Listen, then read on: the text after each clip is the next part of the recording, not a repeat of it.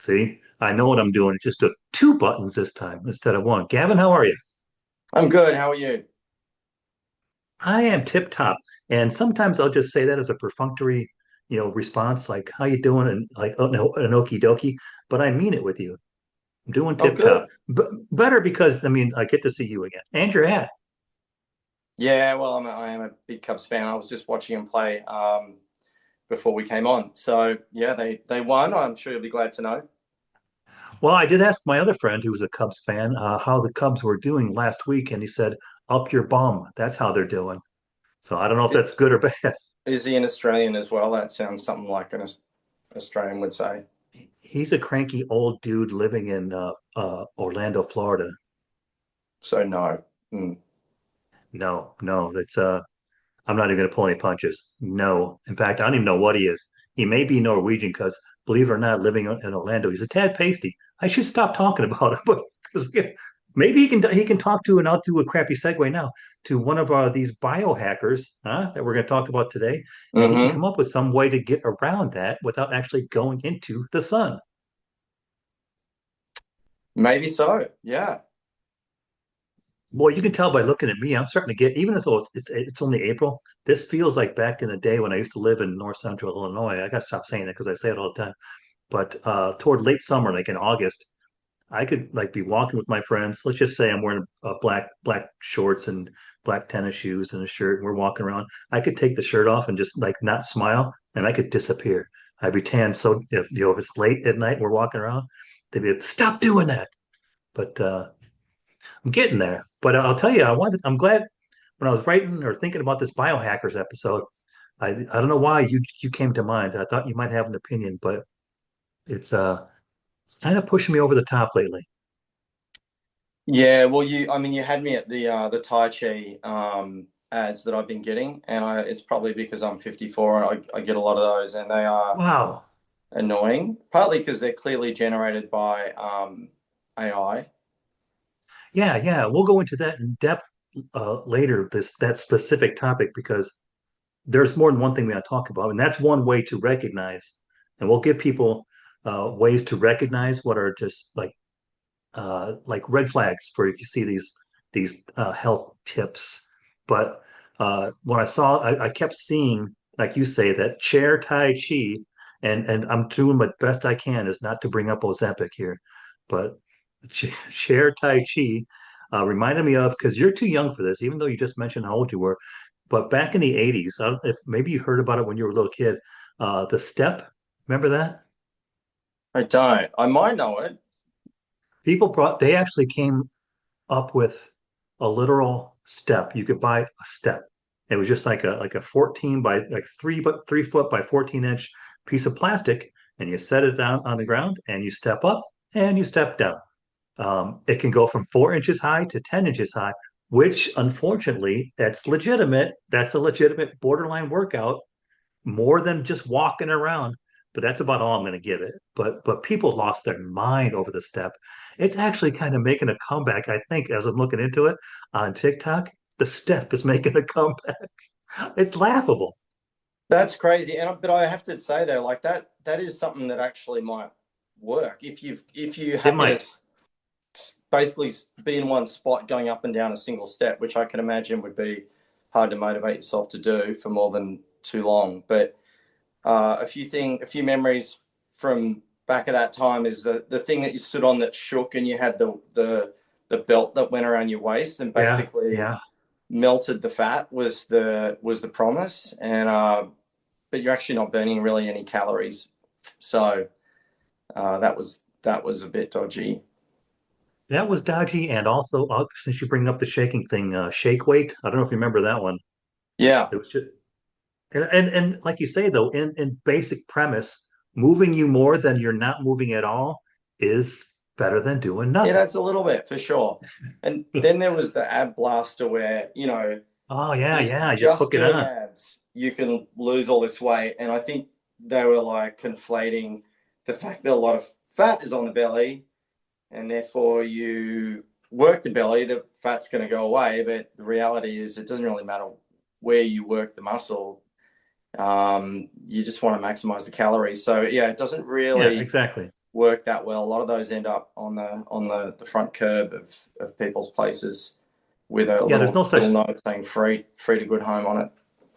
like you say, there's no such thing as targeting weight loss. Like people want to lose a gut. And you hear that claim too. You'll lose your gut if you do. Mm. You won't. Just if you work out everything, you're going to lose your gut because but with everything else. And but some of these, I mean, though, I mean, because it kind of, for lack of a better phrase, pisses me off. And I'm not saying that we're the champions for the cause here, but a lot of people obviously buy into this, and there's some dangerous ones. And like, so I wanted to touch on a couple of the one kind of dangerous, but then some, most I hadn't heard of, but and I don't want to, because people can tell by your accent that you live in Seattle, Washington. So I Yeah, didn't want to just, I didn't just want to jump right on this, but have you heard of Belle Gibson? I have. I just want to tell you, I went to high school with her, but I'd be lying. I have like followed that whole thing, and I watched the 60 Minutes interview with her, and I watched the little series they had on Netflix or whatever. And yeah, I don't know if you've ever seen that 60 Minutes video, but if you want to be infuriated, watch that, because she just avoids any kind of responsibility, doesn't admit, Oh my gosh. just refuses to accept that she's ever lied about anything. But she was particularly bad because she did promise people somewhat a cure for cancer, and she lied about her own Yeah. cancer. She cured And it. that's So horrible, right? I mean, yeah, because cancer is just, I mean, that's one of my biggest, not, I guess it's a concern, certainly, but it just like bothers me so often when I hear out of nowhere, cancer has just taken over somebody and they're gonna die. yeah, But she claimed like a simple diet free of gluten and refined sugar, yeah. along with, and I don't know what Ayurvedic medicine is, Mm. and oxygen therapy have saved her life. But like you say, that was revealed. She never had cancer. She didn't, and she was pushing apple cider vinegar as well for some reason. Yeah, that's a big one. And it's one thing to be immune to sort of fads and misdirection normally, but if you do have cancer, and it's so much harder to not fall into these traps, because you would be pretty You're looking for desperate for hope. Yeah, you're looking for any hope. And that's like I say, it pisses me off that they're playing on people like that. And what you say, conflated is a great word. But also, I mean, I was looking into this, and I had heard of the second one we're going to bring up, Brian Johnson, otherwise known as the Liver King. I've heard people talking about the Liver King, and I didn't know what it was because I didn't want to know what it was because it just sounds horrible. Then you look Mm. into it; it's as horrible as you thought. Eating raw animal organs and intense ancestral training, I guess, made him this massive dude, right? That was his claim. Mm. Yeah, he I mean, it does beg some level of questioning the Liver King when you hear that. And so it kind of pulls you in. And when you look at him, he kind of does look like someone who only eats liver. He's an odd looking dude. Yeah, Looks like a bit of a caveman. And um, yeah, and as a lot of people know, he turned out to just be taking a whole lot of steroids. So he's kind of yeah, lost the a plot whole too. lot. Yeah. $11,000 a month in steroids, they said. Wow. That I know So that should be a wow. That's a lot of money. that's a lot of money. But And I imagine he got rich off it. I don't know. I don't know where he's at or what he's doing, but I know he's running around doing crazy things. So I'm yeah, not it's sure. like well, you presume. I mean, like because all of these, that's like a common theme. Like, except the Liver King, I didn't see anything regarding his money. But Bella, is it Bella or Bell, whatever? Belle Bill Gibson, Gibson. she had to pay back hundreds of thousands. And the next one we're going to talk about, Elizabeth, I guess her last name's Theranos. That one I had heard a lot about. You probably had too. Yeah, Elizabeth Holmes. Yeah, she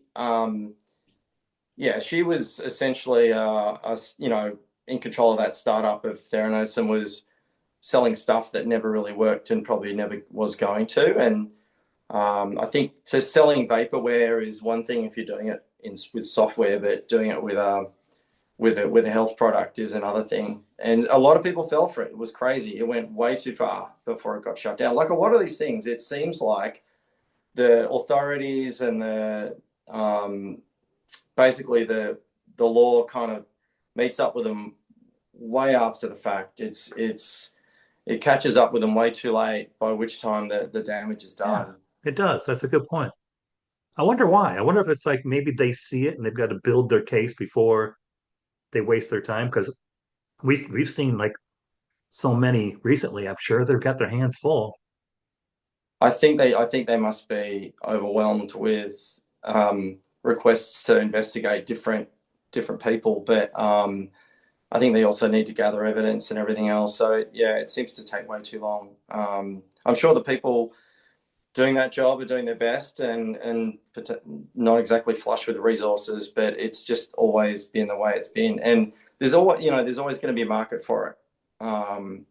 That's the thing. I mean, people do fall for that stuff. Um, you Yeah, know, like I say, it's I can think of all my life I've seen this kind of stuff. And I'm yeah. old. You're not. I am though. But I Well, I think mean, but she I'm sure I've fallen for stuff on some level, like buying stuff I think is healthy for me, but isn't oh really. yeah. Well, Yeah. I have to admit, I mean, I did fall for one of the fat burners back in I think the early 90s. There was something called hydroxycut. Hmm. And it had to be just speed. That because I was Yeah. taking it and I was working out hard. I thought, but not seeing any results. And let's just say something kind of bad happened, and I looked into it, and like it turned out it's still a fad. But Theranos, what's her Elizabeth Holmes? Is that her name? Yeah, Yeah. she tried to sell democratizing healthcare data by making blood testing cheap and painless. Painless, I bet, caught a lot of people's attention, but I found out that in the end, she had to pay back damn near $500 million, and she actually got thrown in jail, 11 years.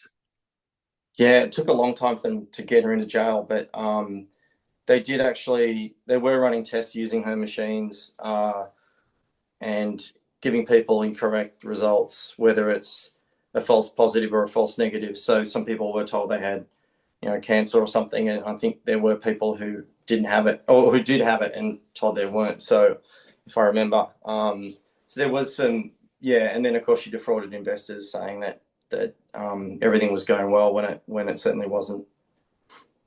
Yeah, well, yeah, and it's because, like you say, it took off so fast. I'm sure that slippery slope got her thinking, well, wait a minute, if I just lead these guys along a little more coming my way, and a little more coming my way, and if she's paying back $500 million, she probably made a good chunk of change too. I think she did, and I think she was always trying to tell investors what they wanted to hear to get that next round of funding. So it just became a cycle. Um, when I Well, was there a are. Mhm. Well, go ahead. When I Well, was a there personal trainer, you long were. time ago, I were basically was a target for all types of pyramid selling, wellness industry type things, because you're in a good position. You're seen as someone delivering health advice, and so pyramid selling. People see you as a good avenue or a good distributor to get on board, because you can sell to all your clients and so on and so forth. And so I'd constantly be having people trying to get me on board of, doing, all types of wellness supplements, or, magnets, or all this sort of Oh nonsense. yeah, And yeah.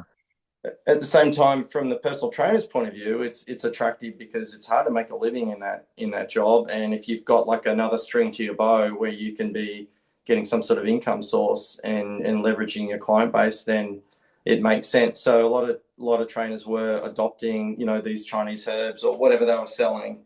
But yeah, I was constantly getting targeted during that period. And I don't think, yeah, I mean, you could always tell.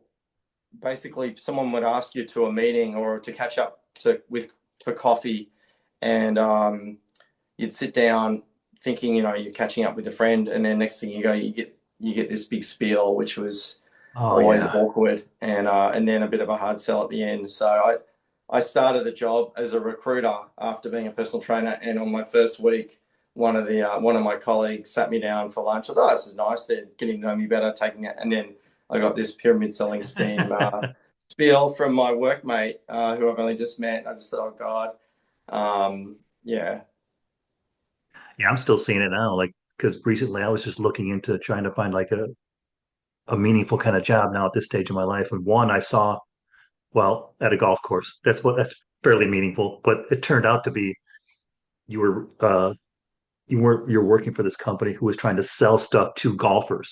Like Right. that's the last thing they want to hear. Like when they're out golfing. I mean, Yeah. unless you're selling beer or uh, maybe a good hot dog. And speaking of good eating stuff, I'm not even we don't want to go into this last one because uh, Camila Thompson. That's all I'm going to give her. But her secret was trying to get people to drink an industrial dye and Oh, eat volcanic rock to live longer. And wow.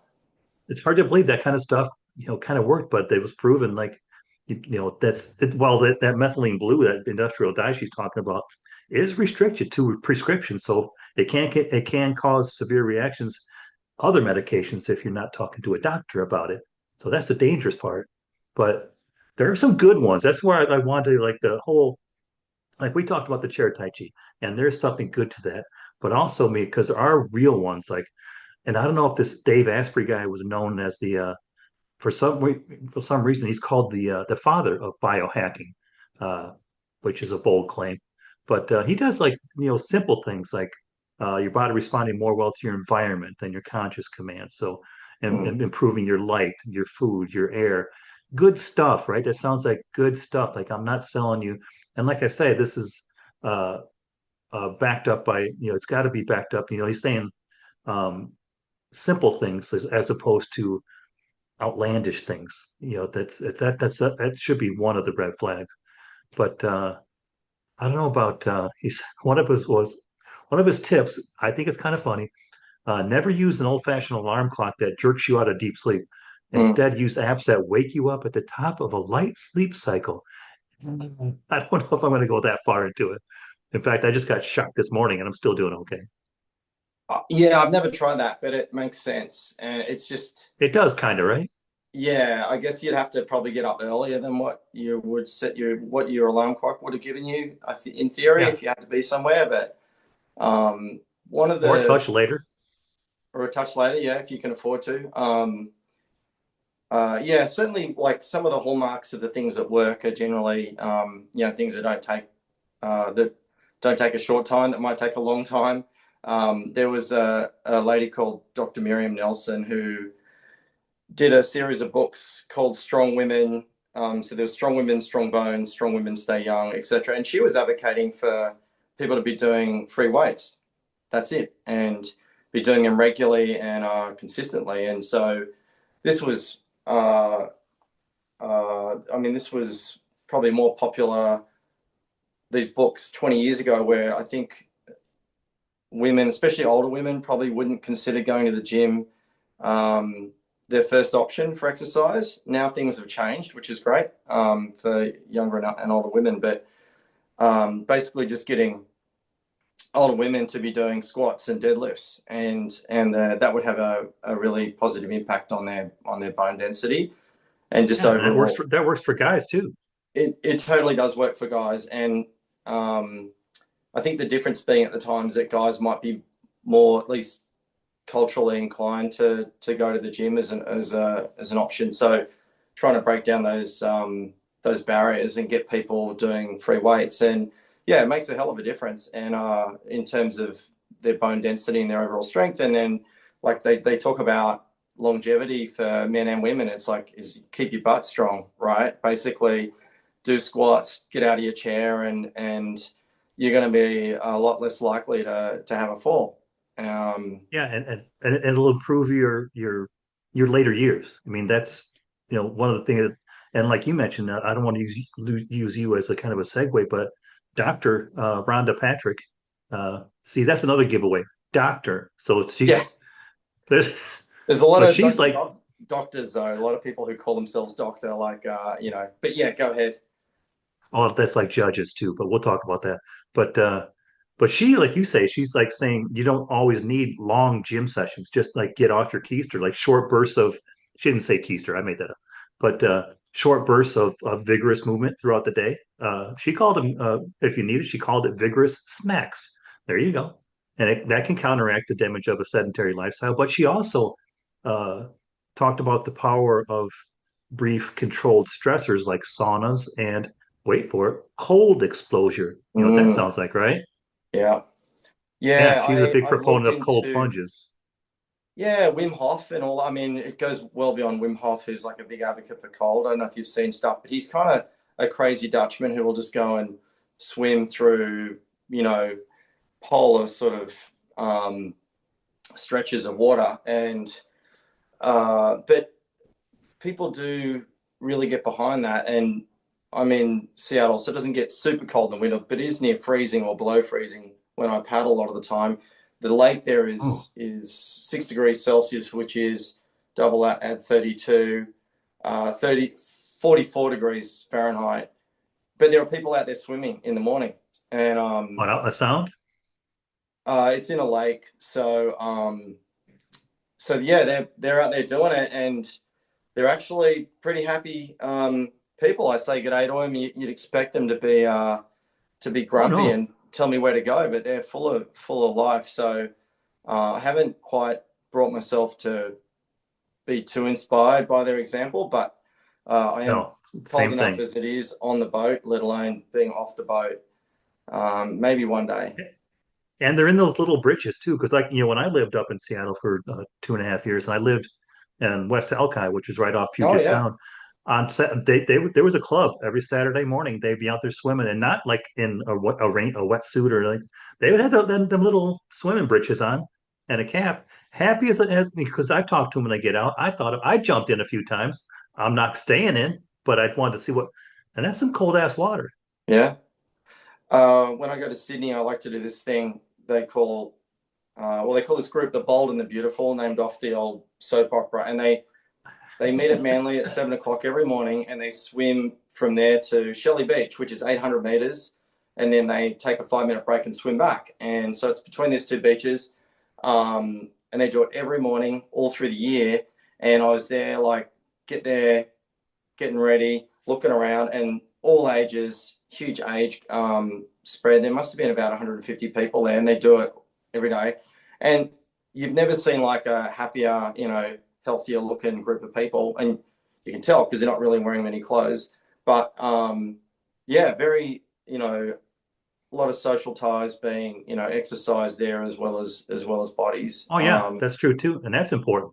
See, no, Yeah. we're accidentally tipping into giving people tips now. Everybody's got to realize this is all here for your own information. Talk to your doctor, talk to the professionals before you take any advice. But I mean, like speaking of doctors, another guy, biohacker that I talked or saw, simple stuff. Andrew Huberman, PhD. He's got the sunlight rule. That's why some of these biohackers, they're just simple things, but maybe it just piques people's curiosity, gets them thinking about, oh yeah, maybe I should. Like, because even me, like especially like in Texas, when the first thing when I moved to Seattle, coming from Pennsylvania, my doctor said start taking vitamin D, or is it vitamin D? Because you're not going to see a lot of sunlight. So I did, but then after a while, living in Texas, I figured I can stop taking that as a supplement. I'm taking 9 a day. I want to cut one out. Doctor took me. She saw my blood work. She's like, start taking vitamin D in Texas Oh, because a lot of times it's so hot, you naturally avoid sunlight. So you're looking for, just say, like a brewery. I don't know, maybe, or staying inside in the air conditioning. But that leads me to Tim Ferriss, who. Uh, but my point with the PhD, Andrew Huberman, was he had the sunlight rule, but get natural sunlight early in your day, to wake you up and it helps set your circadian rhythm. But it's a simple thing and it's not dangerous. So try to get out like that. By doing that, he says take a walk.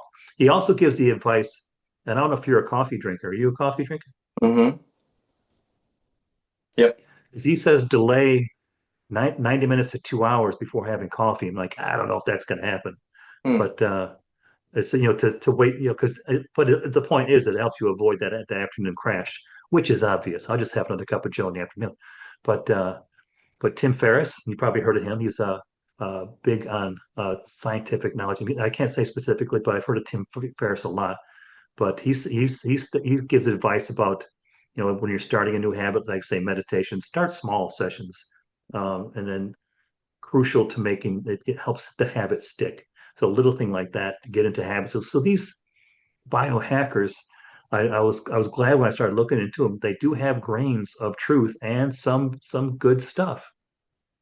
Yeah, absolutely. And as you say, we're not in position to give any sound advice, but we do have observations on things. And when coming from Sydney, there's always plenty of sunlight all year round. And I moved to Seattle, Yeah, and I imagine.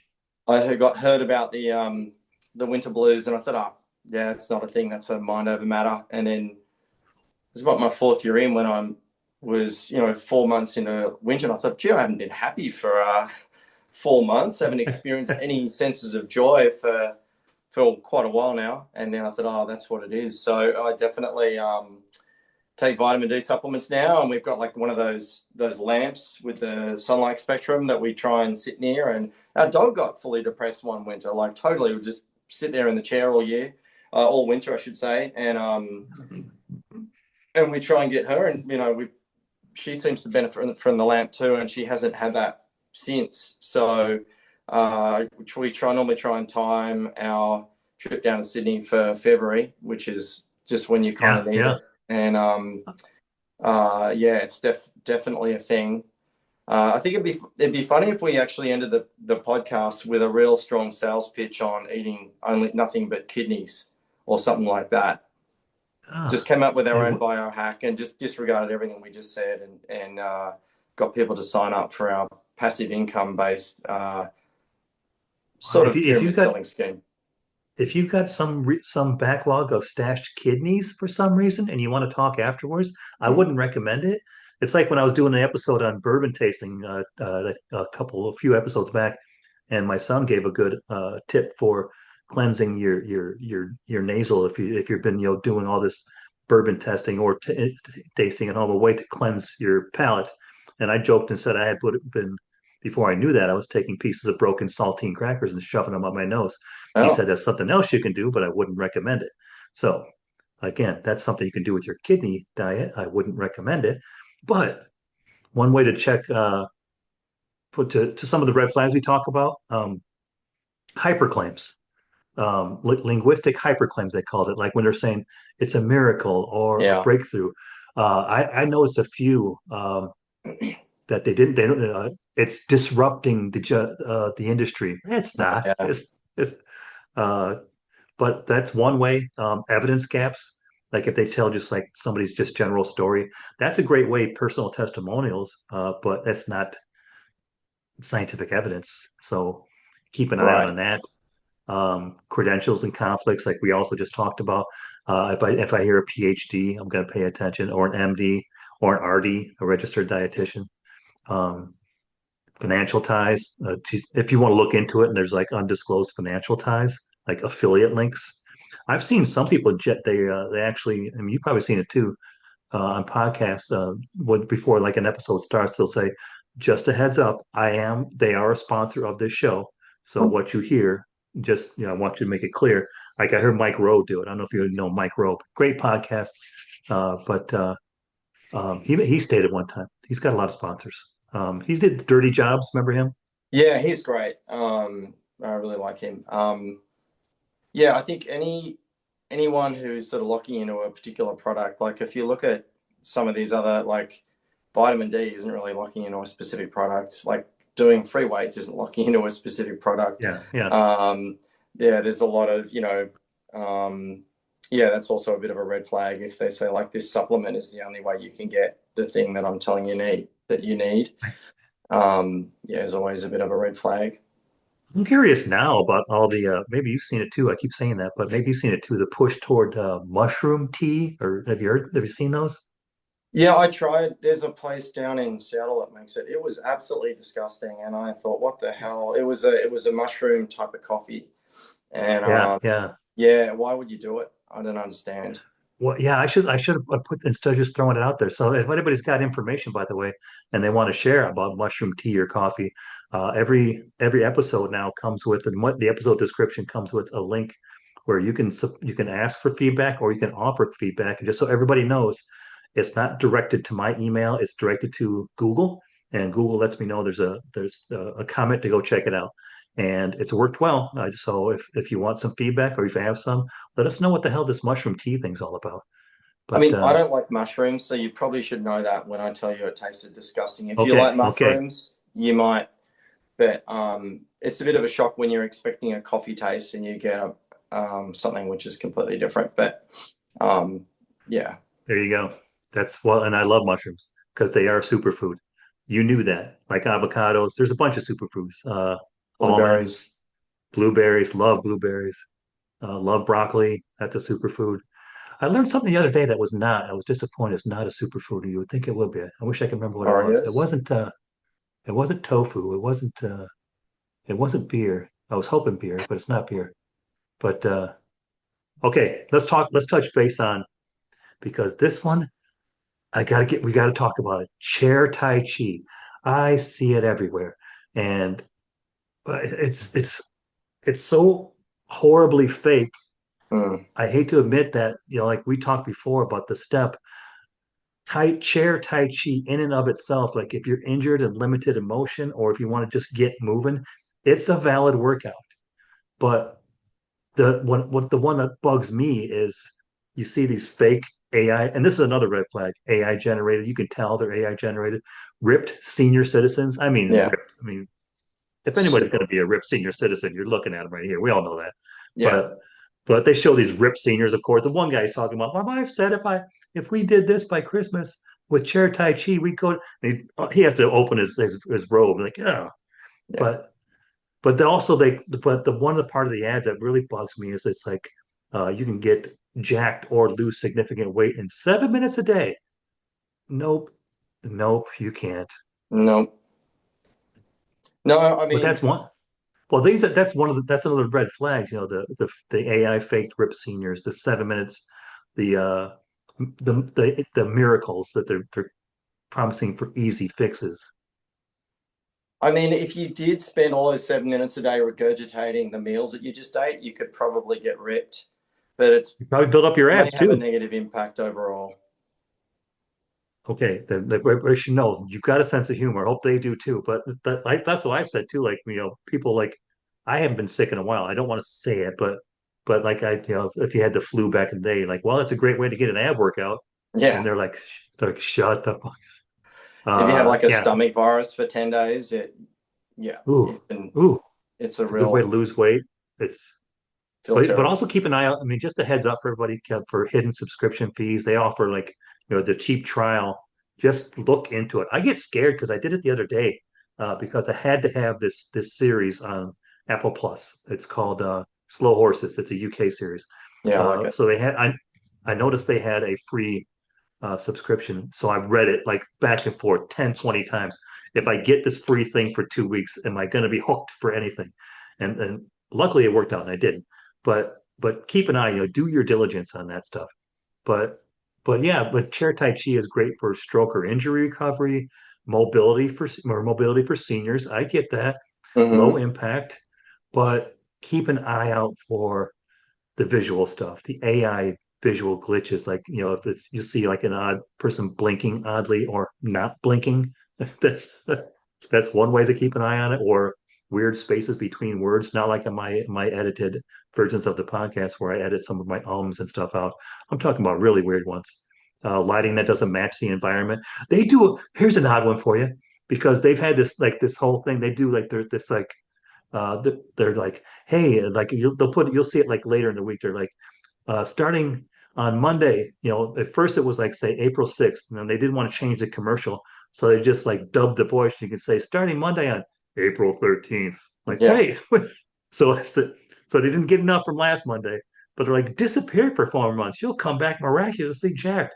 And there's this AI generated senior, and behind them is just a phalanx of ripped dudes, Mm. like just ripped dudes. Nobody's wearing a shirt.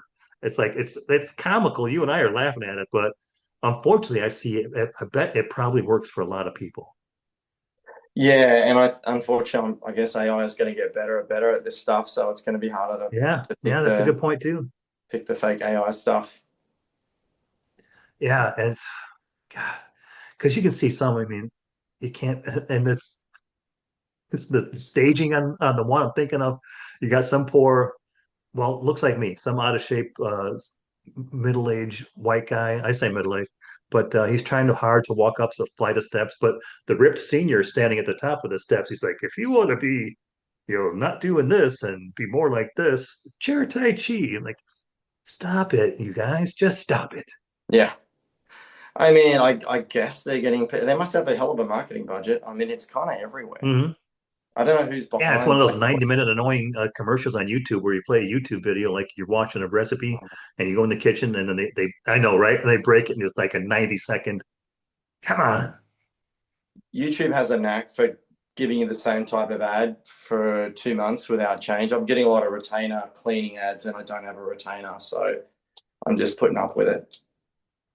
I used to get a lot of I made the mistake of clicking on one about some guy's senior's advice for when you retire. And then it kept coming and kept There you coming. go. And he's based in Seattle. Right. You've Yeah. probably seen it, yeah.